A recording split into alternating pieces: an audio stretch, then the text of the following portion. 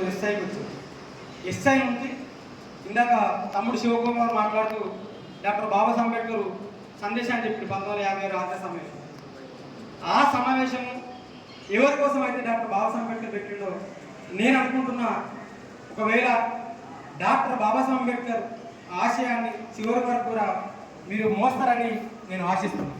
ఎందుకు అంటే మీరు పరిచయమైనప్పటి నుండి నేటి వరకు మీతో కొంతమంది వ్యక్తులుగా మేము పరిచయమైన వ్యక్తులుగా మేము వెళ్ళిపోతున్నాం కావచ్చు, కానీ నీ ఉక్కు సంకల్పం ముందు మేమందరం ఓడిపోయిన వాళ్ళం. నీతో లేకున్నా కూడా మీరు ఎక్కడున్నా కూడా ఈ ప్రజల కోసము ఈ ప్రాంతం కోసం నిరంతరం ఆలోచిస్తున్న వ్యక్తి మీరు. నేను చాలామందితో తిరిగినా కలిసి పనిచేసిన, ప్రజలను మోసం చేద్దామనే ఆలోచనతో చాలామంది ఉన్నారు, కానీ ప్రజలను ప్రేమించాలనే ఒక దృఢ సంకల్పంతో సత్యం సార్ ఉండని చెప్పి నేను ఈ సందర్భంగా తెలియజేస్తున్నాను. చాలా మంది చూసిన అట్లెవరు కూడా లేరు. అందుకే డాక్టర్ బాబాసాహెబ్ అంబేద్కర్ ఆశయం చివరి వరకు కూడా మీరు మోస్తారని నేను ఆశిస్తున్నాను. ఇంకొక విషయం, మిమ్మల్ని కన్నా ఆ తల్లిదండ్రుల ఆ పాదాలకు, ఆ మట్టి పాదాలకు మా అందరి తరఫున శిరస్సు వంచి జేబీలు తెలియజేస్తుంది. ఆ తల్లిదండ్రుల కడుపున మీరు పుట్టకపోయి ఉంటే ఈ ప్రాంతానికి ఈ లోకానికి పరిచయం కాకపోయి ఉండేవారు. అందుకే ఆ తల్లిదండ్రులు జన్మనిచ్చిన ఆ తల్లిదండ్రులకు మా అందరి తరఫున ప్రత్యేకమైన జేబీ ఉంది.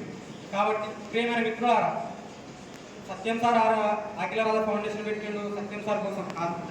ఈ ఫౌండేషన్ మనం అందరం దీన్ని ఎట్లా ముందు తీసుకుపోదాం, ఎట్లా సమాజానికి ప్రజలకు ఎంతవరకు మనం సేవ చేద్దాం అనే ఆలోచన చేద్దాం.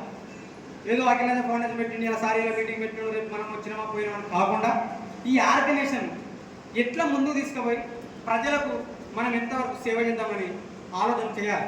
ఈ మధ్య నేను చాలా సందర్భంగా మాట్లాడుతూ, ఏ రాజకీయ పార్టీ అయినా తమ స్వార్థం కోసం వచ్చిందే తప్ప ప్రజల శ్రేయస్సు కోసం రాలే. కానీ సత్యం సార్ ఈ ప్రజల శ్రేయస్సు కోసం, ఈ ప్రాంత అభివృద్ధి కోసం వచ్చింది తప్ప తన స్వార్థం కోసం రాలే. ఆయన ఎస్ఐ ఎక్కడ కూర్చున్నా కూడా ఆ సార్ కొద్ది జీతం సార్కి వస్తుంది, సార్ లగ్జరీగా బతుకోవచ్చు. ఆయన నాకు తెలిసి మన ఇక్కడ కూర్చున్న వాళ్ళందరి దాంట్లో సార్ చూడని ప్రదేశాలు అవుతాయి ఈ దేశంలో.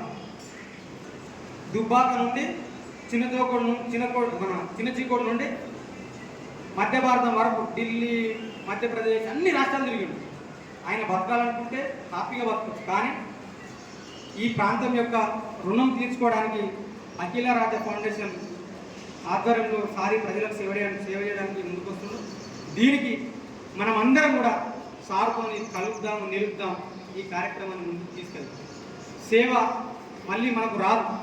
గొప్ప అవకాశం ఏముందంటే మన తాతలు సంపాదించిన ఆస్తుపాస్తులు మనకు లేవు, కానీ సారు ఈ సమాజానికి సేవ చేస్తాను వచ్చింది కాబట్టి ఆ ఊళ్ళో జరిగే విషయాలు, ఆ ఊళ్ళో జరిగే సంఘటనలు, ఎవరికైనా బాధలు ఉంటే మనము కమిటీలుగా ఏర్పడి సార్కి చెప్తే